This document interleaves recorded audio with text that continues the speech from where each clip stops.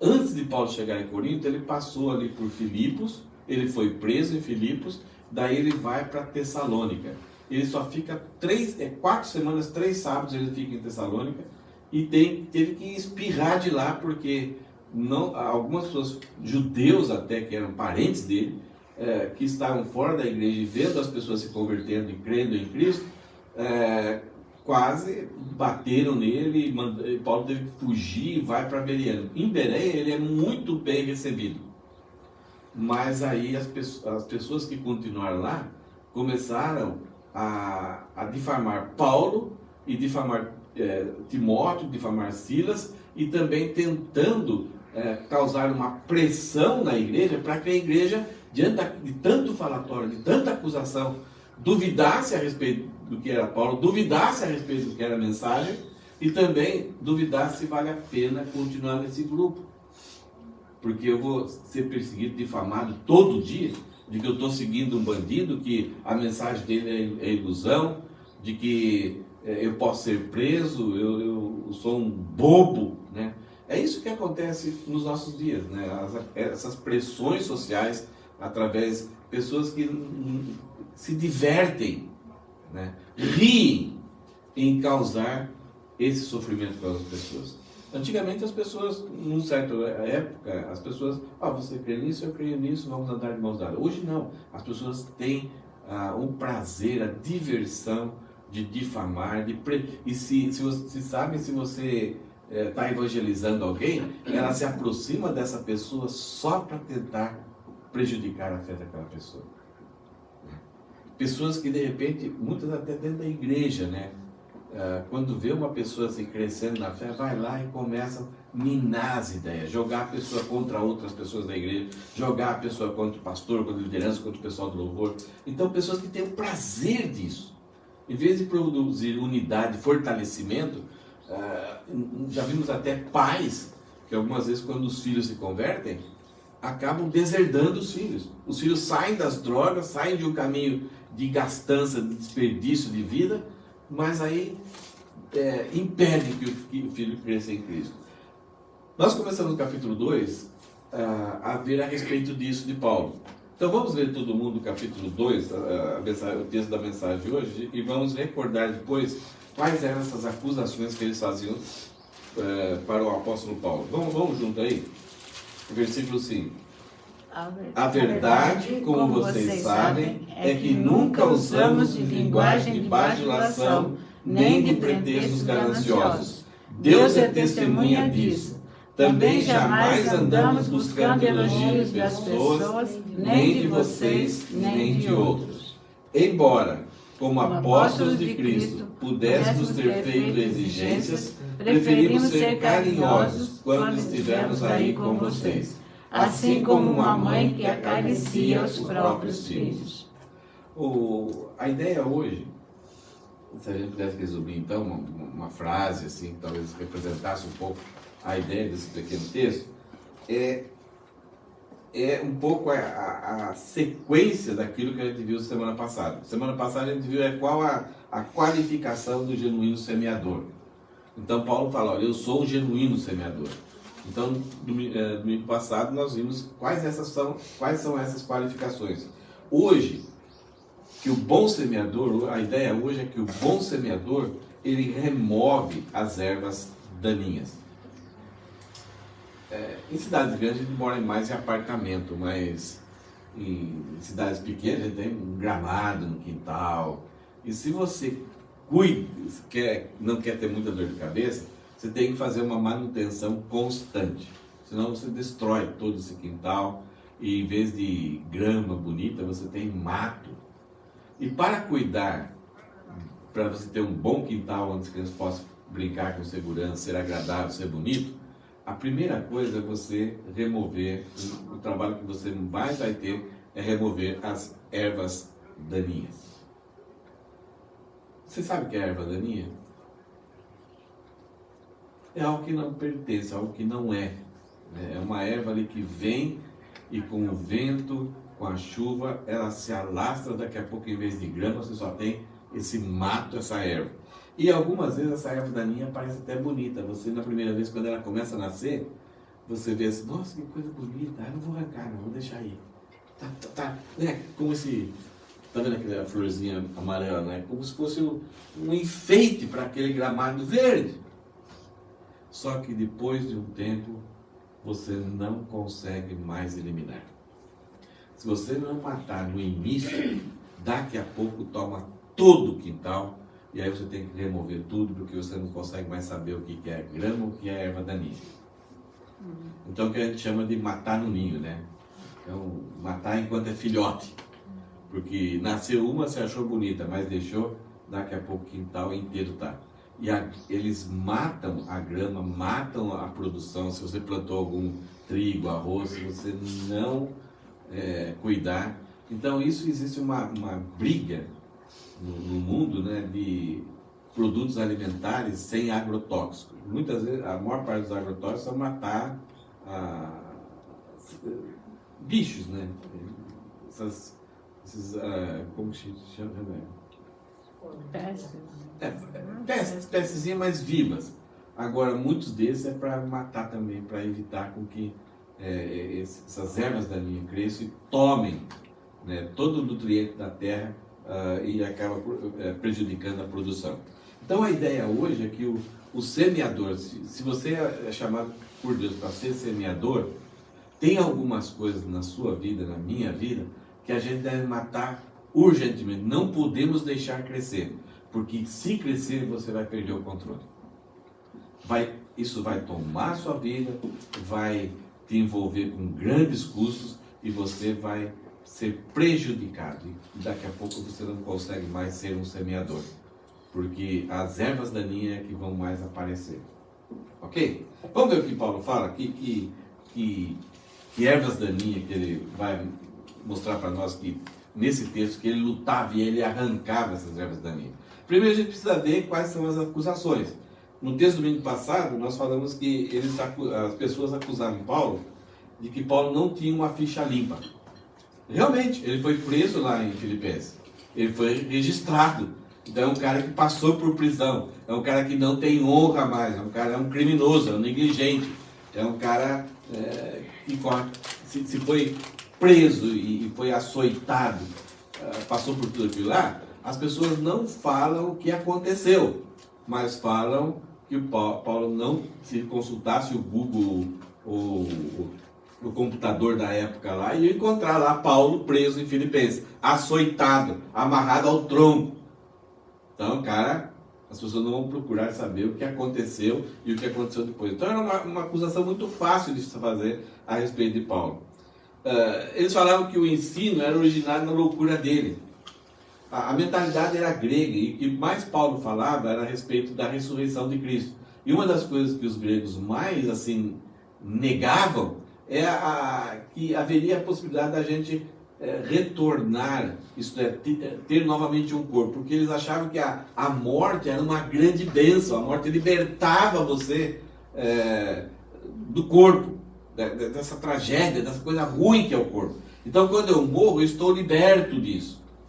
E Paulo fala da ressurreição, isto é, eu vou voltar a ter o corpo. Então, para eles, é voltar a ter o mesmo corpo, do mesmo jeito, com as mesmas dificuldades, como se fosse uma prisão. Mas Paulo falava sempre que nós vamos voltar com o corpo imortalizado e ressuscitado, sem a natureza pecaminosa. Mas eles não queriam saber disso. A mentalidade deles era uma mentalidade grega secular, de que a morte é uma libertação para que a alma viva a sua plenitude. Não, nós vamos viver com um corpo glorificado e imortalizado. Por isso a ressurreição. É a bendita esperança de que nós viveremos para sempre. O homem, existe uma palavra que fala assim que o homem é um ser holístico. O que quer dizer isso? Ele é um todo. Ele tem duas partes, a material e a imaterial. O homem, a parte material sem a imaterial, não existe. O homem não existiria. E a material sem imaterial e a imaterial sem a material não se existiria. Então, essa parte material que nós temos, que é o corpo físico, e a parte espiritual imaterial, que é a alma, o homem só consegue subsistir plenamente na junção das duas coisas. Então, quando a morte vem, ela tira o nosso corpo da existência. E a parte material continua. Mas Paulo fala, nós estaremos dormindo. Então, dormindo, você não vive a sua plenitude de vida. Quando nós dormimos, nós passamos um tempo que estamos lá. Hoje de manhã eu estava dormindo e estava sonhando. O máximo que a gente pode fazer. Mas Deus quer que a gente viva, Deus nos criou para ter uma plenitude de vida. Então, para ter essa plenitude de vida, a alma tem que subsistir e viver juntamente com a parte material. E eles queriam então que a gente vivesse só sono, só existindo, mas dormindo. Paulo fala, aquele que morre em Cristo está dormindo, mas aguardamos a bendita esperança quando nós formos ressuscitados, e aí viveremos plenamente, não mais como nós vivemos hoje, mas uma vida plena, conforme o que Cristo é agora como corpo e matéria. Somente Deus, que é Espírito, vive plenamente. Ninguém mais vive plenamente. Até aqui os incrédulos que vão morrer sem Cristo, eles passam um tempo de sono, né, dormindo, mas também serão ressuscitados para curtirem a punição, a condenação completamente. Porque se ele só que condenação há se não existirmos mais? Que condenação há se você só vive em sono? Talvez o máximo pesadelo. Então, os próprios incrédulos serão ressuscitados e serão lançados no lago de fogo para a condenação eterna. Porque o homem, ele foi feito desse jeito por Deus.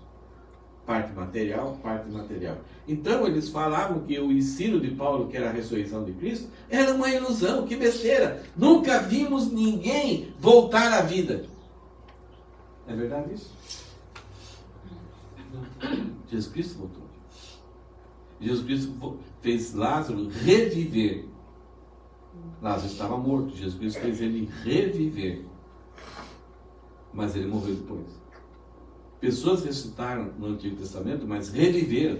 Então esse controle sobre trazer a alma de volta, fazer um corpo reviver, Deus pode fazer. Agora, do jeito que Cristo fez, ele é a primícia, ele é o primeiro a ser ressuscitado para ser glorificado e imortalizado, para ter um corpo imortalizado e glorificado. Então Jesus é as primícias da ressurreição. Ele é o primeiro daquele tipo de ressurreição que nos aguarda. Então eles falavam que o ensino de Paulo era original e loucura. Até para nós é um pouco loucura, não é? Nossa, eu vou ressuscitar. Então exige muita confiança, fé, não que a ressurreição vai existir, mas existe muita necessidade de confiança e fé em quem Deus é. Porque se ele fala que nós vamos ressuscitar, e você fala, como que pode acontecer isso? Eu não sei, mas ele falou. Muitas coisas que Jesus falava, os discípulos não acreditaram, só foram acreditar depois. Então, nós não precisamos estar preocupados em como as coisas vão ser ou deixar de ser. Nós temos que saber e conhecer e aumentar a nossa fé na pessoa de Deus. E aquilo que ele falou, eu posso crer que vai acontecer. Agora, eu não preciso crer em coisas que alguém fala em que Deus em nenhum lugar falou. Aí, então, é uma opinião, é um achômetro, ou posso estar indo até contra Deus. Agora, aquilo que Deus falou, que Ele vai fazer, que vai acontecer, eu creio, não pelo fato se é possível ou não. Eu creio porque na pessoa de Deus, e Ele falou, isso vai acontecer. Então, o ensino para a razão deles, para a forma de pensar deles, o ensino de Paulo era uma ilusão. Como isso pode acontecer? Você lembra lá na época de Noé? Não chovia, nunca choveu. Noé começa a falar, pessoal, estou fazendo uma arca aqui, um baúzão grande, a gente vai ficar dentro, porque daqui um tempo vai chover. Deus deu as especificações certinhas. O pessoal ria de Noé, até que de repente a água começou a cair, e durante o ano caiu, inundou, e aquelas pessoas apavoradas queriam agora entrar nesse baú, que Noé construiu, mas já era tarde. O próprio Deus travou, selou por fora, para que Noé não pudesse mais socorrer ou sair daquela arca. Porque nessa hora, vendo aquela tempestade, dá um pânico. né? Eu vou sair daqui, vou atrás de uma montanha, eu vou ficar aqui, eu vou morrer. O próprio Noé talvez duvidou muito. Na hora que começou a cair a água, aquele negócio começou a balançar, e dá um desespero. Você quer sair. Quando dá um terremoto, você quer sair do lugar. Você não acredita que aquele lugar vai te proteger. Então, a ideia sempre dos profetas, a ideia dos apóstolos, sempre foi uma loucura. O próprio Paulo fala assim que a pregação do Evangelho é loucura e escândalo. E Paulo era acusado por causa disso. Paulo também era acusado de conviver, ou a sociedade ali, a igreja, era acusada de viver uma vida impura. Eles se beijam, eles têm a festa ágape ali, a festa do amor. Por quê? Porque eles falavam que a festa ágape, a festa do amor, era impura. Porque a palavra amor, né, é uma palavra corrompida. É como eles disseram, os caras lá vão para aquela festa lá fazer amor. Deve ter um negócio lá, uma orgia, um bacanal. Os caras ficam fazendo o amor, estão curtindo o amor naquela festa. Não era nada disso. A palavra, ela teve uma outra conotação. E aí, olha, os caras se trancam lá, levam comida. Imagina o que acontece lá. E eles já se beijam na frente, homem com homem se beijam. Então os caras são tudo, né? Não vou falar nem a palavra. Eles acusavam Paulo de tudo que ele fazia tinha objetivos fraudulentos. A fraude é tipo você está com o carro amassado, você passa uma massinha lá, coloca um pano, assim, uma estopa de tipo algodão, você passa uma massa, dá uma lixada, pinta, e aí o cara pergunta para você, e daí? O carro é bom? Novinho foi. Já foi batido? Não, nunca bateu. A pessoa está querendo conquistar algo, maquia, e você olha, vê aquele brilho lá e vai embora. Quando eu fui comprar um dos primeiros carros que eu comprei, fui no mecânico, ele deu algumas orientações e tal. Para ver o motor, você abre o filtro do óleo assim, a tampa do filtro de ar, e dá uma acelerada bem forte. Se sair fumaça ali, significa que está saindo, os anéis estão, o motor está baixo, está fraco, e vai sair fumaça ali. Eu fui em São Paulo, achei um Fiat 147, assim, frente à Europa, bonitinho, branquinho, e eu era um velhinho, então a pessoa compra de velhinhos. E eu acelerei o carro, nenhuma fumaça, coloquei a mão assim, sequinho. Falei, legal, comprei, acertei com a, fui em Botucatu, peguei o dinheiro, R$ 1.300 novos, alguma coisa assim, me lembro até hoje. Voltei para São Paulo, aí quando fui sair de São Paulo, o farol estava tudo desregulado, o carro tremia que nem coisa. Aí um barulho meio estranho, fui no mecânico, o cara assim, o motor está fazendo barulho, mas não está saindo embora. O que o velhinho fez? Ele colocou um bombril no filtro de óleo, então não vinha. E o homem, eu não. Eu fui enganado pelo gaiato. Então, as pessoas falavam que Paulo fazia esse tipo de tramóia. Era um vendedor. Ele era um mercadejor de uma mensagem, mas os objetivos deles estavam tudo escondidos. Agora, imagine Paulo recebendo essas acusações. E essa igreja, será que é ou não? Aquelas pessoas novinhas falam, será que é? Pode ser. E eles acusavam Paulo de ser populista. Isto é, eles queriam só agradar, só deixar. Então, já que ele usava de fraude, para ele conseguir realizar a fraude, então ele vinha com o populismo. Ele queria só fazer uma coisa aqui, agradava ali, agradava aqui. Sabe aquela pessoa que faz o bem, mas ele quer ter de volta muito mais, ou que as pessoas olhem que ele faz muito bem, então na hora que ele vai pedir, agora não dá para recusar, olha quanto bem que ele faz. Então essa é a ideia do populismo, né? Dar um copo d'água para ganhar uma garrafa d'água, no geral. No texto de hoje tem outras acusações que Paulo vai se defender. Eles falavam que Paulo usava de linguagem de bajulação para enganar a pessoa. Paulo era um bajulador. É aquela pessoa que vem, elogia, e aí a pessoa fica tão... Quanto de nós, todos nós gostamos, o elogio é muito bom.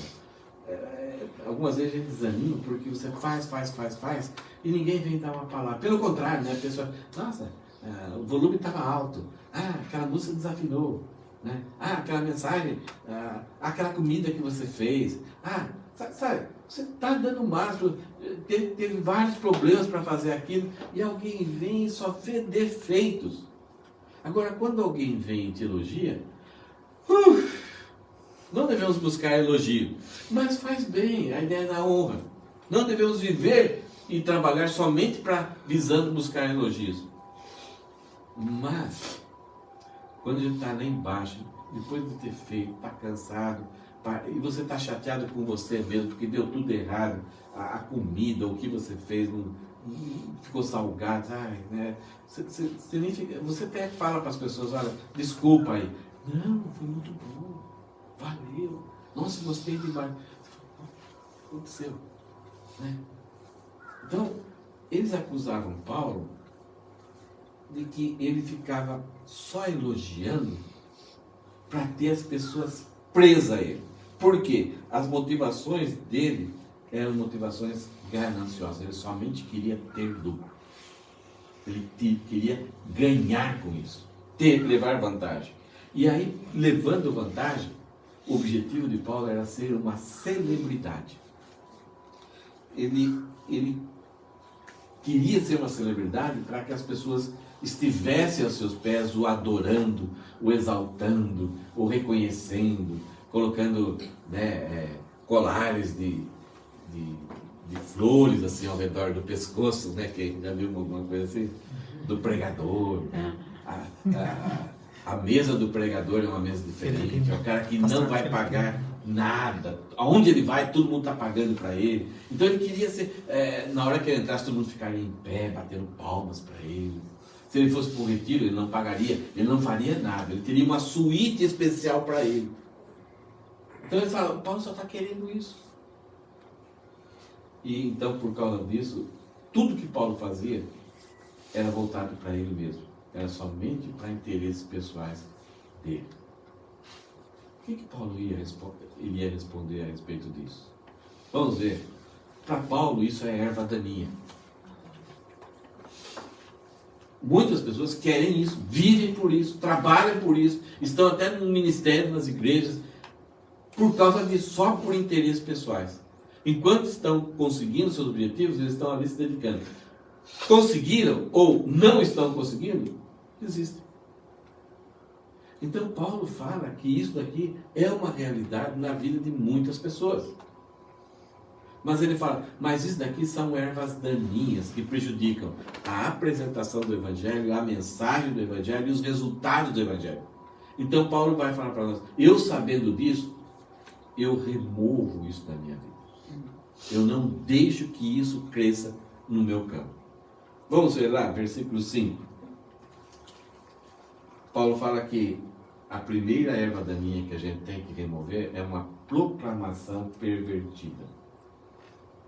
Isto é um processo de anunciar o Evangelho de forma adulterada.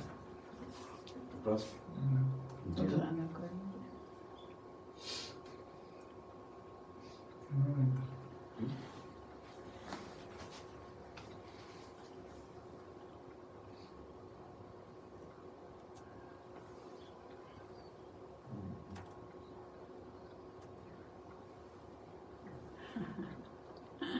Agora sai de ver.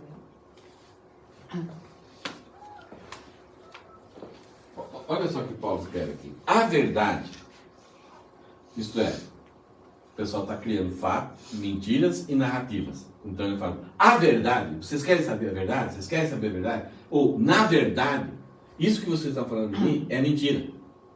A verdade é outra coisa. Ele fala, como vocês sabem, isto é, a verdade como vocês sabem.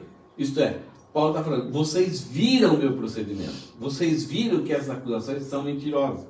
É que nunca usamos de linguagem de bajulação. Paulo fala, eles fazem acusação, que eu uso linguagem de bajulação. Mas, na verdade, como vocês sabem, Paulo está lembrando eles, olha, vocês viram como eu agi no meio de vocês. É que nunca, em nenhum momento, ele fala, nunca usei, ele fala, nunca uso no passado com vocês e agora aqui em Corinto, que ele estava em Corinto quando escreveu a carta. Eu nunca uso palavras de bajulação. Agora, não usar a palavra bajulação significa que você é um cara seco? Uma pessoa que não é carinhosa? Não. Uma pessoa que não elogia? Não. Agora, a bajulação é quando a pessoa faz alguma coisa e você percebe, acho que todos nós já somos adultos aqui, e o Léo também me impressiona a perspicácia dele. Nós que temos experiência, nós percebemos quando aquela pessoa quer nos bajular. Ela vem com aquela conversinha, como que ele fala? Mole. Algumas vezes a nossa situação está ruim, passamos por algum problema, estamos enfermos ou estamos em crise, e que nós caímos na conversa. Caímos na má intenção da pessoa e até elogiamos essa pessoa. Mas ela tá... o bajulador, ele quase que é um psicopata. Ele não se preocupa com a tragédia que vai acontecer com você. Ele quer alcançar os seus objetivos. E ele, ou ela, é uma pessoa esperta. Ele fica buscando aquela pessoa que possa cair na conversa mole dele. Depois você fica muito triste, você fica muito mal. Você fica pensando, como eu fui cair nessa lábia? Então Paulo fala, a verdade, como vocês sabem aqui, nunca usamos de linguagem de bajulação. A palavra grega, só para curiosidade, que é colaqueia. Você parece que quer colar alguma coisa. Não tem nada a ver com cola aqui, mas a própria palavra bajulação é colaqueia, é uma palavra ruim. E ele fala, nem de pretextos gananciosos. O que Paulo fala? Nem de bajulação e também com a ideia de armar uma arapuca para que você caia nela. Você sabe o que é arapuca? Eu não sei como que é. É uma armadilha com galhos assim, você coloca uma madeirinha, uma forquilhinha assim, coloca uma comidinha. Uma trampa. De graça. O espanhol fala trampa. Trampa. Né? É uma pegadinha. Né? Tá ali o animalzinho, aquele cérebro pequenininho dele ali, ele vê aquilo lá, e ele fala, de graça, eu só tenho que voar até ali, entrar e comer. Olha, que apetitoso que tá. Quem é essa alma generosa que fez isso para mim? Ele vai todo feliz. E aí quando ele pisa naquele galho desarma, e quando ele vê, não dá nem tempo de comer a comida, ele foi pego. É uma armadilha. E Paulo fala, nunca usei desse pretexto ganancioso para tirar lucro, para levar vantagem. E ele fala aqui, Deus é testemunha disso. Para um judeu chegar a dizer isso era uma coisa muito séria. Então, se Deus é testemunha, eu tenho que provar que Deus não é testemunha. A pessoa não podia usar qualquer hora. O que Paulo está falando? Ele é acusado de fazer uma apresentação, a forma dele comunicar o Evangelho era bajuladora, era deixar o pessoal contente, rindo, feliz, se emocionando. Então, quando a apresentação do Evangelho, da mensagem, ela é pervertida, a mensagem vai ser pervertida e os resultados vão ser pervertidos. Então, Paulo fala que ele tinha muito cuidado com isso. Porque o que importava eram os resultados, era a salvação. Não eram pessoas felizes, não eram pessoas emocionalmente, temporariamente, emocionalmente sadias, porque quando a apresentação ela é bajuladora ou visa um pretexto errado, então ela vai fazer com que a pessoa se divirta, se alegre, tenha tipo uma terapia no culto. E aí a pessoa pode jogar qualquer mensagem que quando você vai lá para cima e lá para baixo emocionalmente, essa mensagem você absorve e você perde o senso crítico de avaliar aquilo de acordo com as escrituras. E aí os resultados da sua vida vão ser tenebrosos, porque você vai ser implantado na sua mente que você não precisa confessar pecados, que você é vitorioso, que você é a menina dos olhos de Deus, que você é mais importante que o ouro de Ofir. Então vão ser implantados na nossa mente, no nosso coração, principalmente através do coração. E aí vai subir para a mente algumas razões. E aí os resultados da nossa vida, de que Deus ama você do jeito que você é, você não precisa crer em Cristo, porque você já fez um monte de obras, tantas coisas, e você vai chegar lá e Deus vai dar o céu para você e muito mais, porque você é muito bom.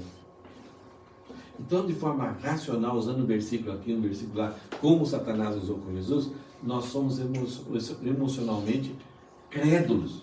E Paulo fala, Deus é testemunha disso, porque o que importa é que vocês sejam salvos genuinamente e que vocês não se enganem a si mesmos. Percebe as acusações deles contra Paulo?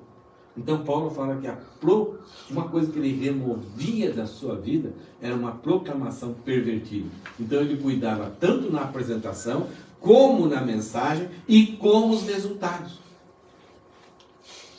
Ele não deixava nada ser contaminado. Alguma pergunta, uma ilustração sobre isso? A gente está com um grupo pequeno, então se você tem alguma opinião, compartilhar ou pergunta, ok, entenderam isso aqui? Tranquilo? Percebe o cuidado? E como nós podemos cair nessa tentação de proclamar algo pervertido? A ideia de pervertido aqui é algo que teve acréscimo ou retirou alguma coisa. Foi pervertido.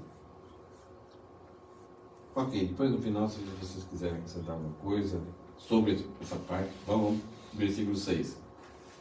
Paulo fala que ele não procurava uma segunda erva daninha, que ele evitava a todo custo, ele removia da sua vida ter proeminência própria. Isto é, para que ele fosse uma celebridade.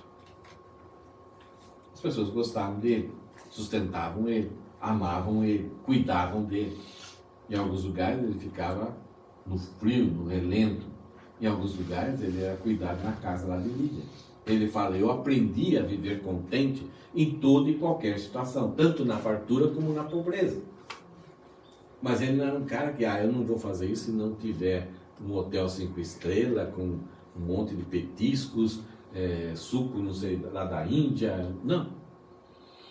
Ele falou, eu tive momentos que pessoas me trataram muito bem, mas eu não busquei aquilo. Eu tive momentos que eu tive dificuldade, mas eu vivi contente em toda e qualquer situação. Então eu não busco ter essa proeminência. Agora, ter proeminência faz parte da nossa natureza. O próprio Paulo confessa que ele tinha que esmurrar o seu corpo e reduzir a escravidão, porque ele tinha essa tentação. Todos nós temos essa tentação. E a partir do momento que de repente chegamos a viver assim, experimentarmos alguma coisa que está além da nossa experiência anterior, um lugar muito bom, nós começamos a não querer mais passar por dificuldades. E ele fala assim, também jamais andamos buscando elogios das pessoas, nem de vocês e nem de outros. Ele fala, jamais. Andamos, a ideia de andar é ter um caminho com esses propósitos, com esse comportamento. Andar, eu nunca fiz isso. Não, ele falou, não ando, não faz parte do meu comportamento, não faz parte da minha vida. Buscar elogio das pessoas. Nem da igreja e nem também das pessoas aí fora. Antigamente, quando acontecia isso, se buscava elogio somente da igreja. Queria ser, os pastores, líderes, o pessoal do louvor, queria ser muito elogiado pela igreja. Mas o que nós vemos hoje é pessoas da igreja usando a igreja para serem famosos aí fora. Para serem celebridades, serem adorados, para almejarem de repente a maior rede de televisão, chamar para o maior blog, chamar para uma entrevista. Essa é a glória. Paulo fala, eu não busco honra, elogios, nem das pessoas, e não busco elogios muito mais das pessoas de fora. Quer falar uma coisa? Alguém lê para mim 1 Tessalonicenses, versículo 1 e 5?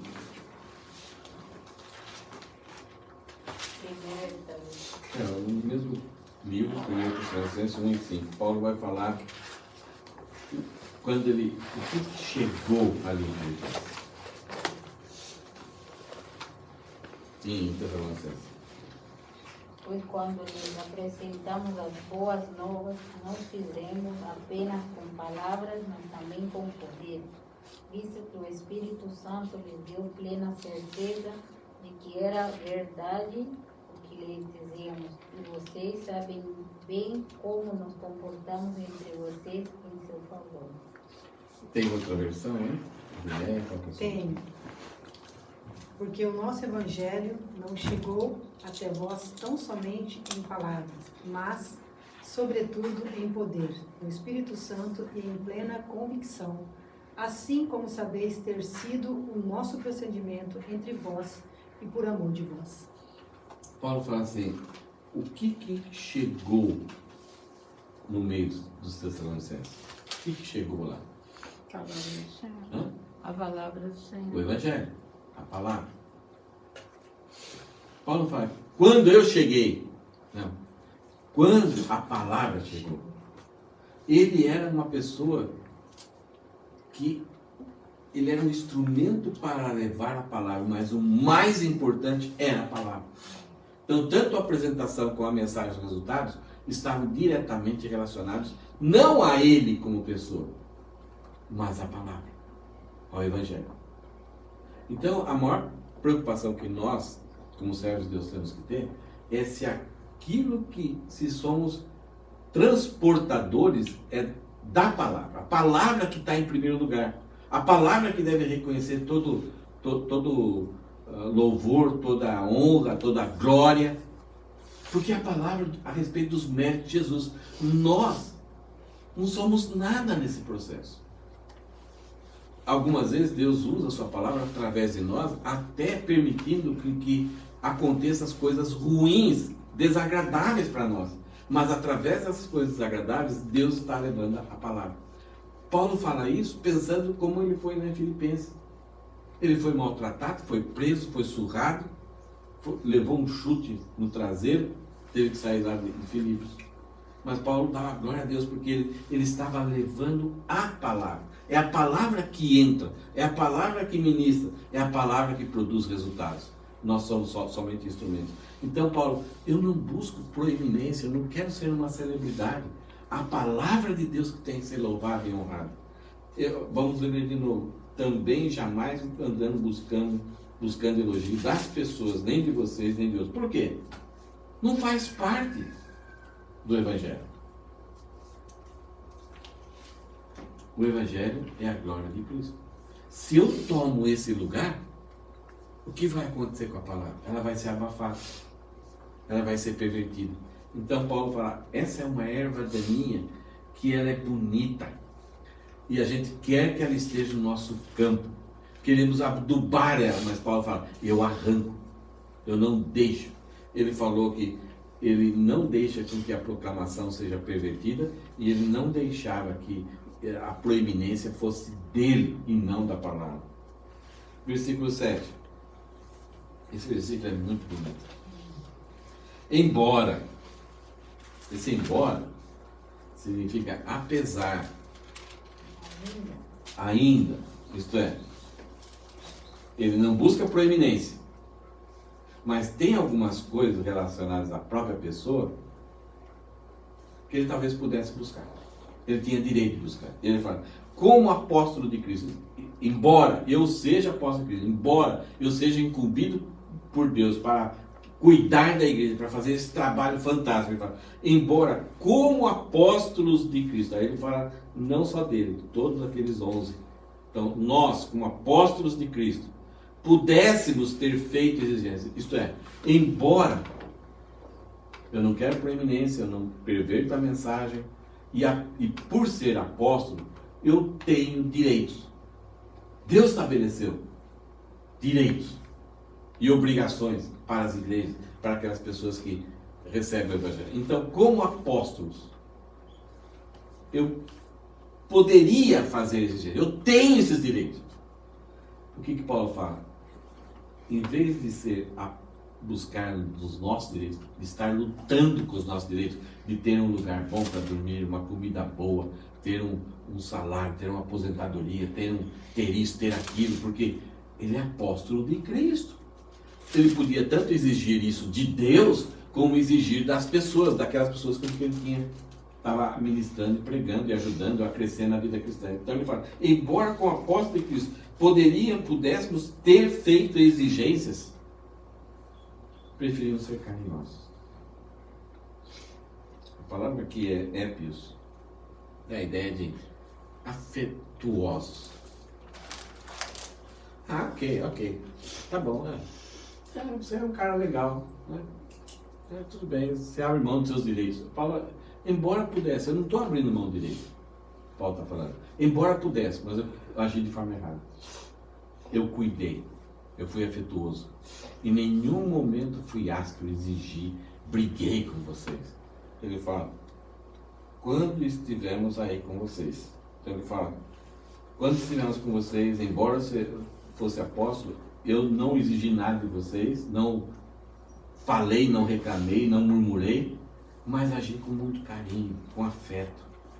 E aí ele vai falar um negócio muito interessante, que a gente podia, vocês mulheres podiam até me ajudar a entender melhor o que ele está falando. Ele fala assim, de que modo ele fez isso? Ele falou, assim como a mãe que acaria os próprios filhos. Só que ele não usa a palavra mãe aqui. Ele usa a palavra trofos, que significa mãe de leite. O que é? É mãe de leite? Tem outra palavra para isso. Ama. A ama, né? O que é a ama de leite? Não sei se existe hoje ainda. Existe? O que era? Ela não teve um filho, mas ela dá do próprio leite para outra. Porque a outra não tem leite. Então tinha pessoas que até ganhavam um certo dinheiro com isso. Aqui, Paulo está falando assim, ele usa a palavra ama. O que a ama faz? Como que ela age? Se uma mulher se tem um filho, o filho está precisando de leite, é recém-nascido, está fraquinho.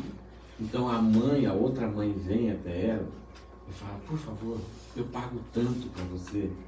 Você pode dar de mamar para o meu filho? O que essa ama poderia? Como que ela podia reagir? Pode. Não. Não quero. Não é meu. Problema seu. Cuida você. Vai achar outro. Não tenho tempo. Ah, seu filho, ou se fosse uma vez o filho dela morde ela, ou de repente ela fica muito tempo ali, e o menino não mama e tal. Então ela está perdendo o seu tempo. De repente ela fala, eu não tenho dinheiro para pagar você. Ah, não, vai ficar tanto. Então a ama de leite, ela pode ter muita exigência. E ela não está preocupada com o filho. Ela vai ficar ali com o menino ali. Aí cumpriu o trabalho dela, recebeu o dinheiro e vai embora. Ela pode parar a qualquer hora, se ela estiver cansada. Se ela não estiver bem de saúde, ela não vai. Não é assim a ama de leite? Não. Eu não sei, né? A ama de leite tem uma responsabilidade ali, uma ligação com aquela criança. Isso que diz a mãe. Hã? Por isso que a mesma palavra ela está indicando como ama, porque mãe própria, a mãe tem paciência, tem amor, agora a ama está ali porque é uma necessidade dela A outra também. pediu, se ela quiser, se ela estiver doente, ela pode ir, não pode ir. Se ela estiver com sono, ela não vai. Se o bebê não mama direito, ela não fala, desculpa, mas eu estou perdendo muito tempo aqui. Agora, normalmente as amas acabam tendo até, depois de um tempo, acaba até amando a criança. Mas olha o que Paulo fala assim. Eu não fiz exigências, eu preferi ser carinhoso com vocês, isto é, a gente não tinha nenhuma ligação, poderia não ter nenhuma ligação. Eu poderia chegar aqui, vocês não querem? Então tchau. Ele fala, não, eu cuidei de vocês. E ele fala assim, e aí quando estivermos com vocês, assim como uma ama que acaricia. Então, ele está usando a palavra ama, mas ele está falando como a ama cuida do próprio filho dela. Ela é ama, mas ela age de forma diferente com os próprios filhos. Como a ama age com os seus próprios filhos? É diferente da forma com que ela age com os filhos dos outros. Agora, então, aqui a gente tem que saber o que é uma mãe. Porque a ama, aqui, ela está agindo como mãe. Aí a mãe, ela não tem tempo mais para ela.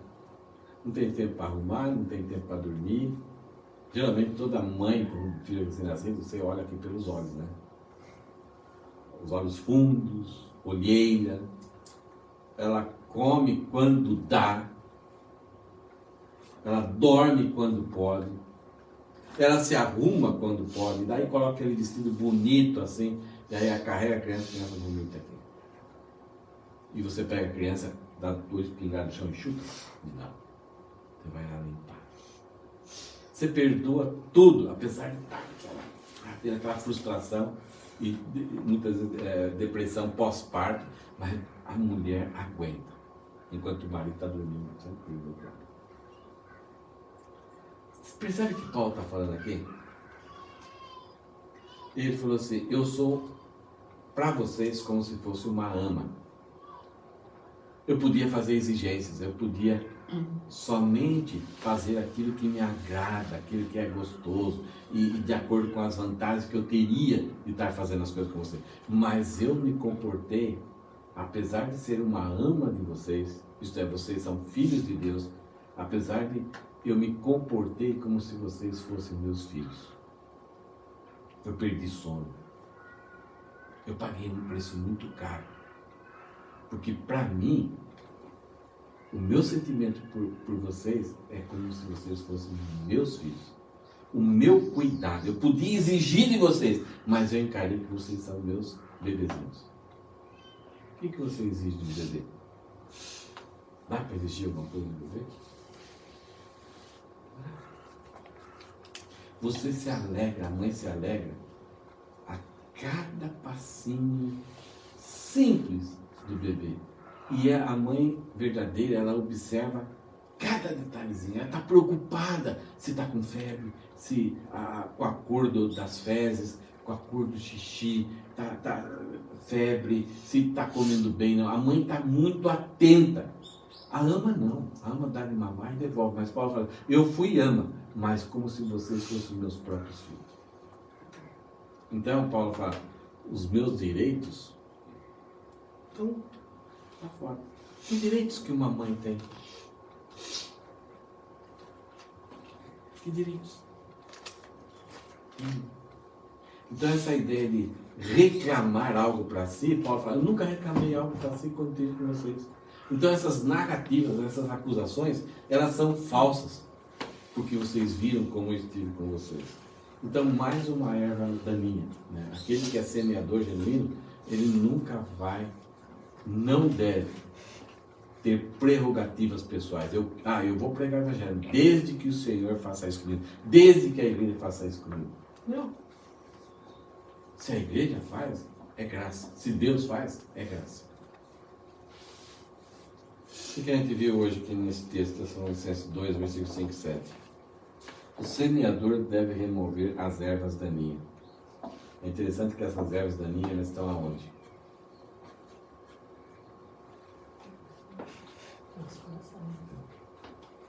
A batalha acontece aqui. E devem ser removidas. Não deve simplesmente assim, dar uma encurvadinha aqui, porque ela é bonitinha. Não, é não cortar, arrancar. Então, a ideia de proclamação pervertida, isto é, perverter a apresentação, perverter a mensagem, perverter os resultados. Para ter uma proeminência própria, porque de repente você faz um esqueminha e no final um cara toca uma musiquinha no teclado e aí você manda todo mundo fechar o olho, aí você fica contando uma ilustração tão emocionada. E agora, quem quer ser abençoado por Cristo? Você faz algumas perguntas que as pessoas ali naquela emoção vão levantar a mão. Aí alguém tira a foto e conta, 157 convertidos hoje. Esse pregador é bom. Teve